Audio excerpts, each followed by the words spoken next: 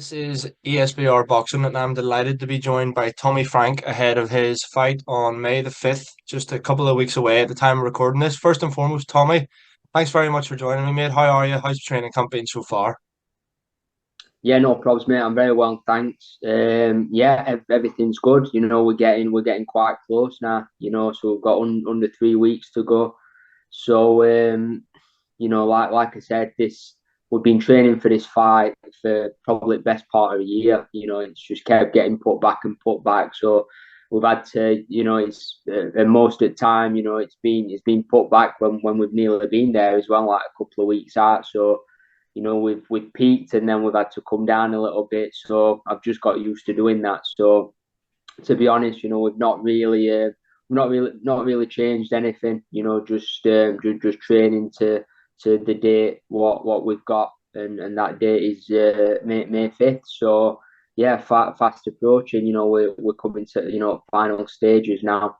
And basically just getting to the fight night, and getting this fight on, because I think it's going to be a great fight. It's been frustrating for you. You mentioned there that, the fight's been, you've been close to having the fight a couple of weeks out, and then it's been pushed back and pushed back. Has it been frustrating in a sense, or has it also been good because it's given you extra time to prepare?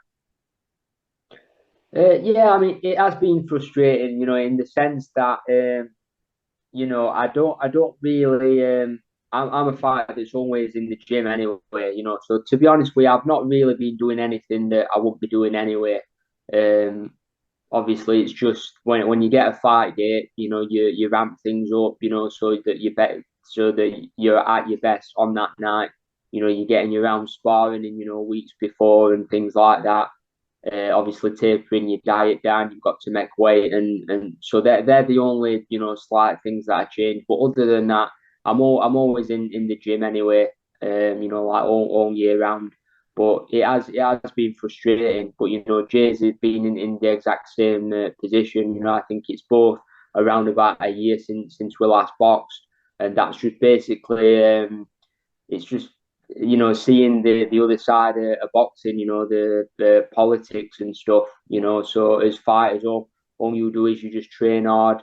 You get to the fight, and you fight. That's it. But there's a lot goes on behind the scenes, about who's going to promote the fight and things like that. And that's basically just why it's took so long for it to finally get a date. But while I'm on that subject, a massive shout out to Fight Zone, Dennis Hobson, my manager, for staging this fight, because I think it's a bit of a hidden gem of a fight. It's a British title fight, a big domestic. I think Jay's number three and I'm number two, or maybe I'm two and he's three, something like that. So it's like an old fashioned, British title fight, and I just think it's got all the ingredients of a great fight. So if you're a boxing fan, because it's not on like a Sky show or a BT show, it might have gone under the radar a little bit. But tune into Fight Zone if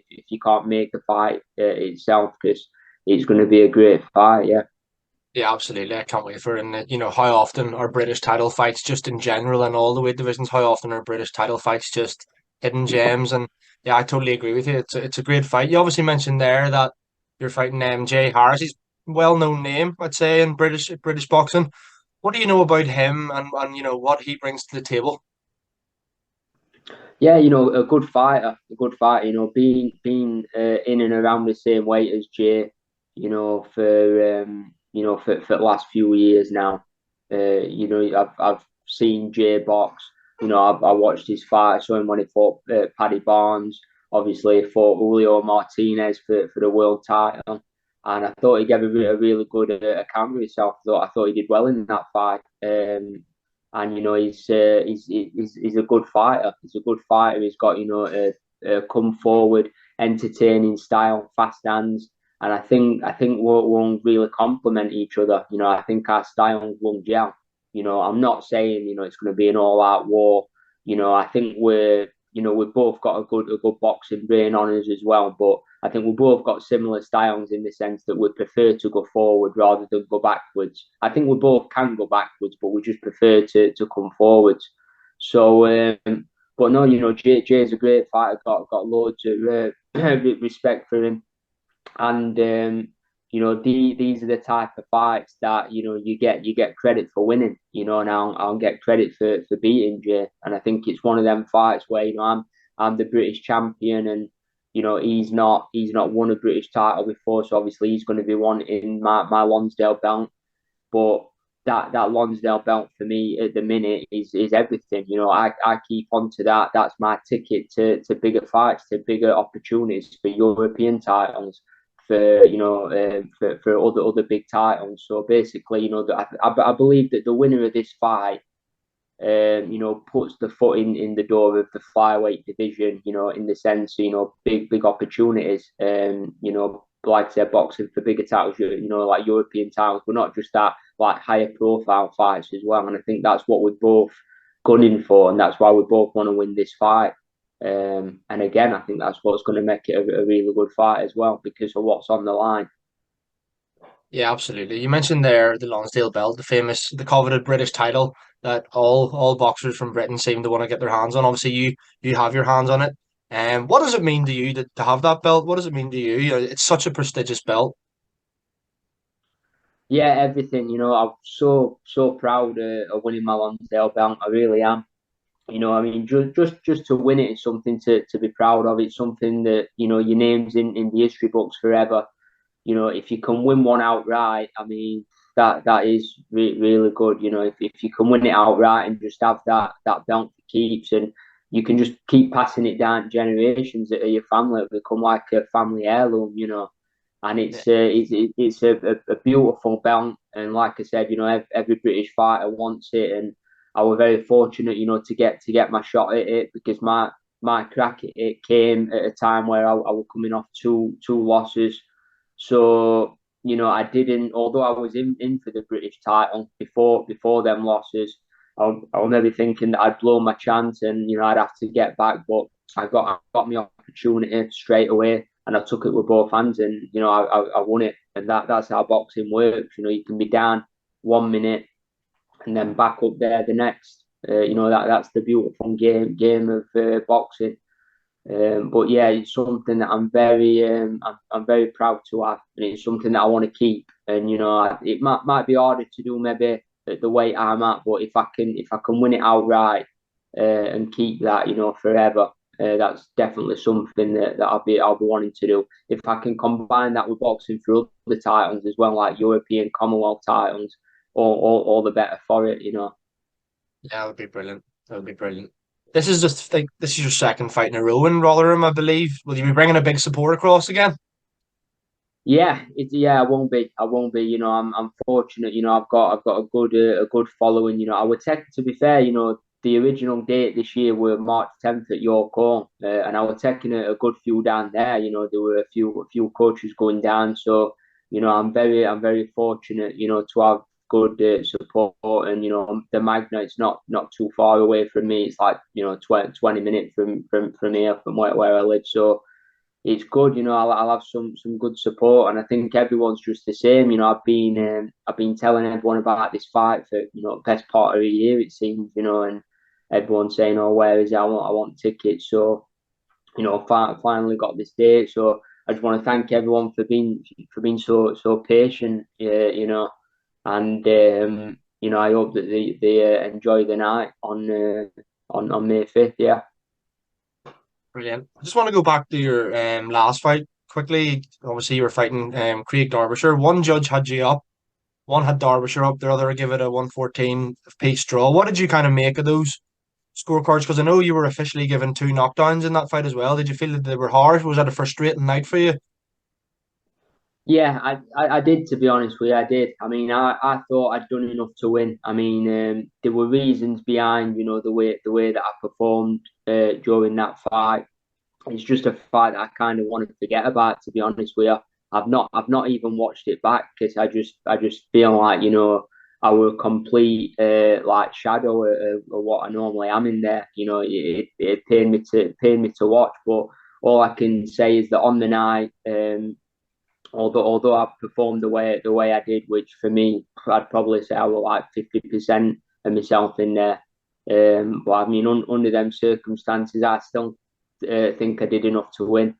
You know, I think on the night, if you're honest, you know whether you've won or lost when that final bell goes. And like I said, although I made really hard work at it, when that final bell rang, I thought I'd just done enough to win. But you know, credit to Craig. You know, I think it was one of them. You know, yeah, he's a good fighter, Craig. You know, and you know, people can say he's a journeyman, but he's definitely not. He's definitely not a journeyman. You know, he's just narrowly missed out on a Commonwealth title as well. So you know, you definitely can't go on Craig's record. You know, I fought Craig for the first title that I ever won, my Central Area title. I beat him over 10 rounds, and then obviously he worked his way back, and he got a crack at my British like last time out. But yeah, like I said, you know, I just kind of want to put that behind me, you know, and move on and just be you know the best version of myself in there. Basically, you know that's the most important thing. Yeah, absolutely. Obviously, that fight was over a year ago now, I suppose. What's that time been like? You know, you mentioned there at the beginning of the our chat here that it hasn't been it's been frustrating in a sense, but that you've always you're someone that stays in the gym and all anyway. Do you think that maybe now in hindsight it's a good to have had a break like that, or anything, or does it not really matter to you? It's just water off a duck's back.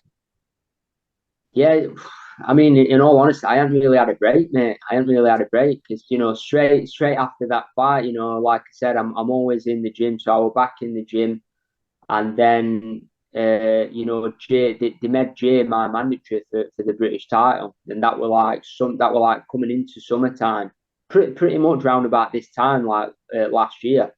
You know, so coming into like June, July last year, Jay were my mandatory for British, and then from then on, it's just been you know getting the fight placed somewhere, you know, so that you know we're going to be maybe like August time, then September, then October, we thought it was going to be December, like right December, and then it fell through again. So then it was like it's going to be next year. So so like I said, just thinking then it's been a long time, you know, it's been a long time, and constantly in the gym and you know working on things, and that's all you can really do. You know, as for the time out, like I said, I think J boxed around about this time last year, so he's had you know by the time the fight comes, he'll have had about a year out of the ring as well. But it is what it is. It's no one's fault. You know, I've been lucky probably up until COVID.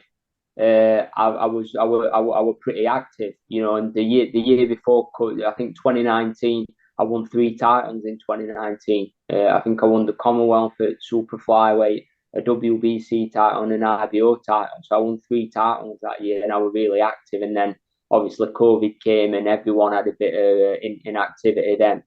Um, and then I had an injury thrown in with that as well. So you know, throughout my career, I've been really active. Apart from this last like 2 or 3 years, where I haven't been as active as I would have liked. But like I said, you know thankfully I'm a fighter that's always in the gym, and you know that keeps me ticking. You know, so it's not like I'm spending 6 months away doing nothing. I'm always working, and then you know I just think that keeps that keeps your body fit and active. So when you do you know come back fighting, you you know ready to go, or as ready as you can be.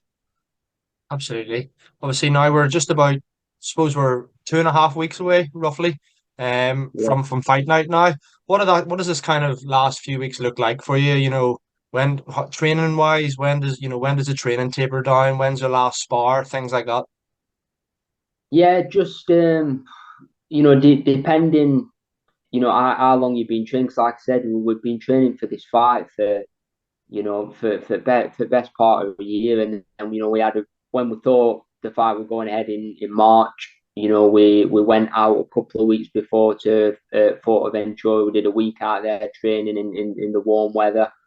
So everything's just about timing things. So on the night, you bang where you need to be. So I think when you've been training for a fight for so long, it's like all the hard works in like it's already done. It'll probably be a bit same for Jay as well. We've been training for so long, all the hard graft is already done. We've already built that engine. It's just about fine tuning and making sure that mentally, physically, you're the best that you can be on that night. So, like I said, two and a bit weeks to go. It's just all about getting the last few things with the game plan done, technique, obviously bringing the weight down, and that's basically it. And just making sure that mentally you're in a good place. You're not tired, you're not bored of training, you're not bored of boxing, but you're nice and excited for that fight. Because I think when a fight's been getting pushed back and pushed back, you both me and Jay are fit. We're fit now. We're ready to box 12 rounds now. So I think the next couple of weeks, just fine tuning, putting them little touches on, and that's about it really. Yeah. Fight week wise, obviously, not fight week now, but fight week, I'm sure you'll be concentrating more on making weight. What do you kind of find that experience like? Is it one of them where when you get into fight week, you're just like, oh, just hurry up. I wish it was fight night already. I'll be honest with you. I mean, every fighter might be different, but I love fight week. Fight week's like just like a little like not like a holiday, obviously, because you're still training, you're focused, but it's just all the hard graphs done. So it's like when you're like 6, 7, 8 weeks out, you're pounding your sprints, you're getting your arm sparring in, all your hard gym sessions, and you just have to obviously you enjoy it because it's what we do, but you get it done, and that's just stuff that you need in the bank. But as you get closer to the fight, it's kind of like the fun things take over, so you're working on your pad work, your technique. You are bringing your weight down, obviously, which in brilliant, but it's got to be done. But you're not training as hard, so you can bring it down without it really, upsetting you too much. But like I said, fight week, it's just a very relaxed week. Just the fine bits of tuning, the last few pounds of weight, and I think more than anything, fight week's just more for about mental than physical. As the days go on, fight week, just making sure that you're mentally in a good place, and you want to feel excited. You want to feel excited about that fight. And then as you get closer, it's just like a kid on Christmas counting down days. And then obviously once the weighing comes, so that'll be on Thursday. Once you've got the weighing out of the way, it's just like that's it. You go into fight mode. Then you get refueled and everything, and then it's just fight mode, and that's it. But what the one thing that I've noticed is maybe it's more experience and having more fights, maybe getting older as well. But I've just learned to just enjoy everything more and just soak up everything. And so instead of wishing the days away, so the fight can get here, especially on fight week, just soaking everything up, just making the most of it, enjoying it. And then I think you get there faster then as well. It doesn't seem to drag as much.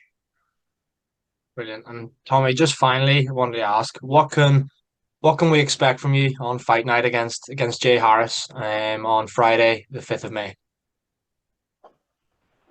Yeah, I don't like talking, too highly of myself. I don't want to, be too brash or anything like that. But I think it's going to be a great fight. I think it's going to be a great fight for me. I really do, and I think that because Jay is the caliber of opponent he is, I just truly believe he's going to bring the best out of me. And I think the better opponent I face, the better I will be. So we know what we've got to do in this fight, and I'm just looking forward to being in there, getting into the fight, letting the fight flow, and then just going from there, really, and all the things that we've worked on in the gym, for weeks and months. I believe that's gonna, you're gonna see everything in the fight, and I just believe everything's gonna come together. And yeah, I think you're gonna see the best version of myself that anyone's ever seen. I think it's going to be the best performance of my career. That's what I'm seeing. Um, but again, all credit to Jay. All credit to Jay. Because he's a good kid and he's a very good fighter. And I'm sure that he'll be the absolute best that he can be. But that, to be honest, that really like excites me. I want him to be the best, the best possible version of him.